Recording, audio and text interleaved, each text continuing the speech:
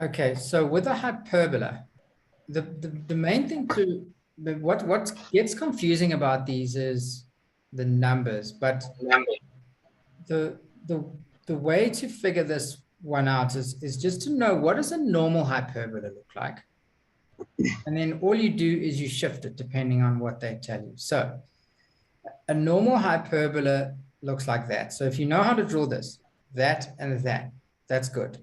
So if I was to do y equals 2 over x, I could simply just draw that and that.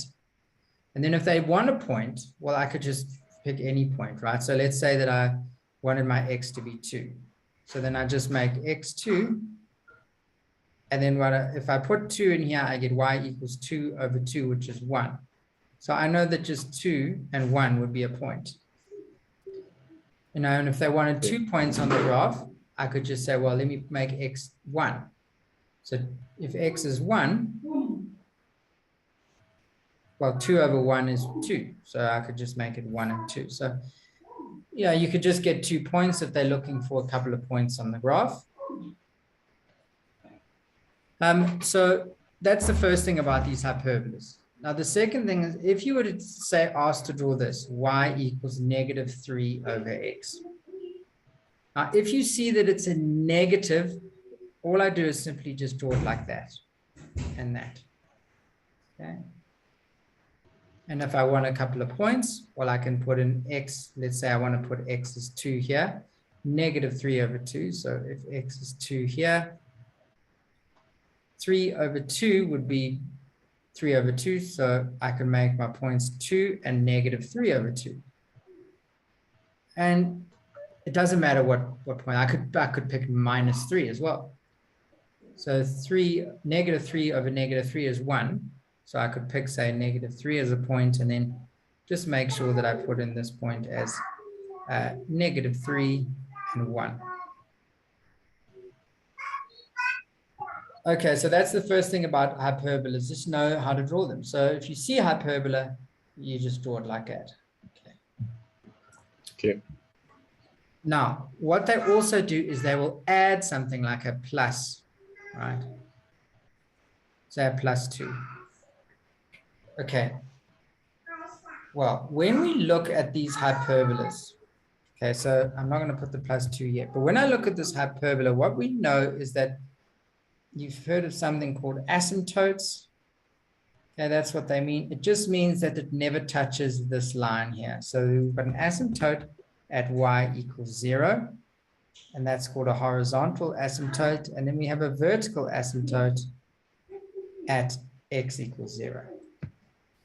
Now in grade 10, we only worried about up and down shifts. So you will never have, your asymptote will always be x equals 0. So it's always x equals 0 for grade 10. In grade 12, you shift these graphs left and right, but not yet. In grade 10, all we're doing is shifting them up. So if we were to add a +2 here, all that simply does is just shifts the asymptote up by 2. And so your new asymptote is y equals 2. And so what you would do is you would draw it like this. It's a bit difficult to see. But I'm going to do it in a big pen here, like that. There. And there. So we do exactly the same thing. This is more of an art class than anything. It's like figuring out, how do I draw these things? So there and there. Okay, so I do the same thing, but instead of using my x-axis, I'm actually using this asymptote line, but I'm still using this to draw my hyperbola. Now, of course, here we end up having a point, which is our x-intercept. So we do have to figure that out. So this thing in orange. Well, we can do that, right? So my x-intercept, and I'm going to be working with this new function that we looked at, which is the y equals 2 over x plus 2. So the idea that I would be adding 2, in other words, shifting the graph up. Okay, so I'm going to remove this. You see how after we shift the asymptote upwards, right? the line on your bottom left, right? Yes. Does it, so we no longer, because the asymptote used to be x equals 0 and y equals 0. Yes. So now, do we do the like the points based off where the asymptote is? Yes. So we do our new point. So with the yellow one, there was no x and y intercept, right? So with this one, do you see that there was no x and y intercept because it never touched either? Never touched either intercept. Now the problem is if you shift it up and down, you end up having intercepts which you have to find. So that's the thing, is when it shifts, you're suddenly now left with having to get an intercept. Okay. Well, but it's the same method for getting an intercept, right? We just say x-intercept, make y equals 0. And so we have 0 equals 2 over x plus 2. Take the 2 across, or let's take this. Yeah, we'll take the 2 across. So negative 2 equals 2 over x. So I could just take this x to the other side. And so it'll be minus 2x when it goes to the top, because this x is at the bottom, so it goes to the top of the other side. Sorry about the baby. And then divide by negative 2, and I get x equals negative 1. Okay. And so this is negative 1. And so I've got 1 point. So will they, when they're asking these type of questions, you only need to figure out the x-intercept. Yes, exactly. Okay.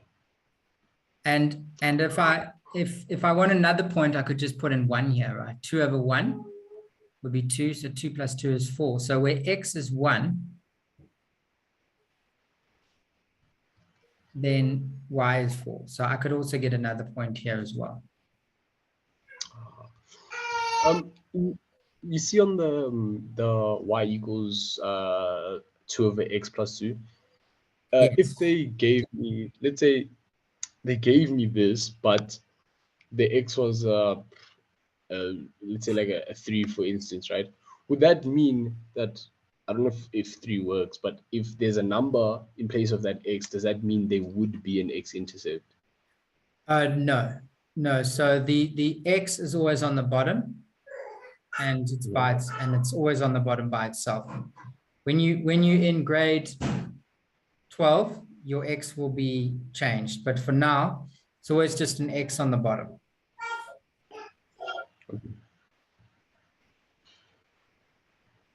But that's an eventuality that it will change. Yes, but but it's not a hyperbola if the x is not on the bottom. So we can't put a number here because then it's not a hyperbola.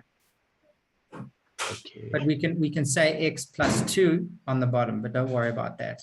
And that's when we get to grade. That's in matric. This is a left shift. I mean, yeah. Oh. Yeah. Okay. Yeah. Okay. And for now, you just need to know that the hyperbola. Okay, so let's just do this one more time.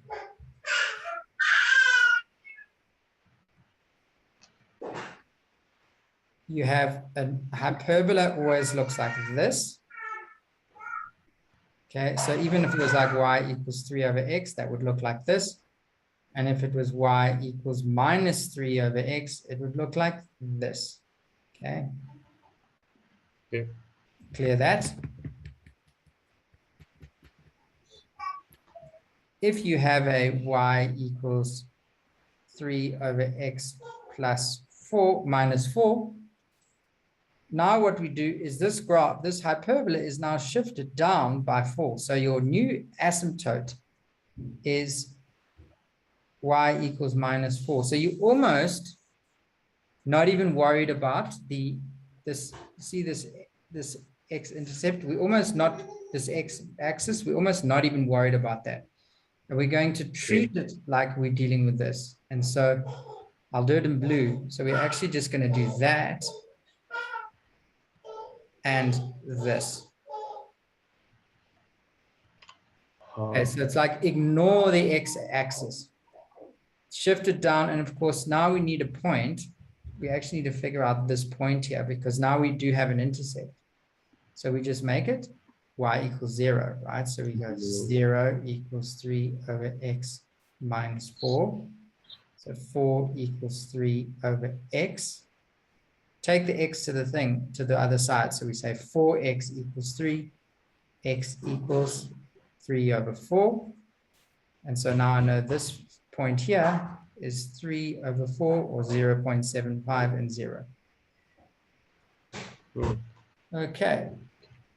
So when we solving like these equations, we can because I don't know, when you take this 4 to the other side, right? And then you took the x there as well, and then you took the 4 back again. Yeah, so what I did was I took the x here, and then so it was there now, right? Yeah. And so 4x equals 3, and then I divide by 4 on both sides. Of course, I could do it in one step. I could put the x there and the 4 there. So I could just swap the x and the 4, right? So it would be x equals 3 over 4. So swap the 4 and the x. But of course, I wanted to do it in 2 steps just to show how it's done. But it would be easier maybe if you just swap the 4 and the x. So you just make that x and that 4. Okay. And then it's x equals 3 over 4. Okay, so I'm going to stop recording the hyperbola.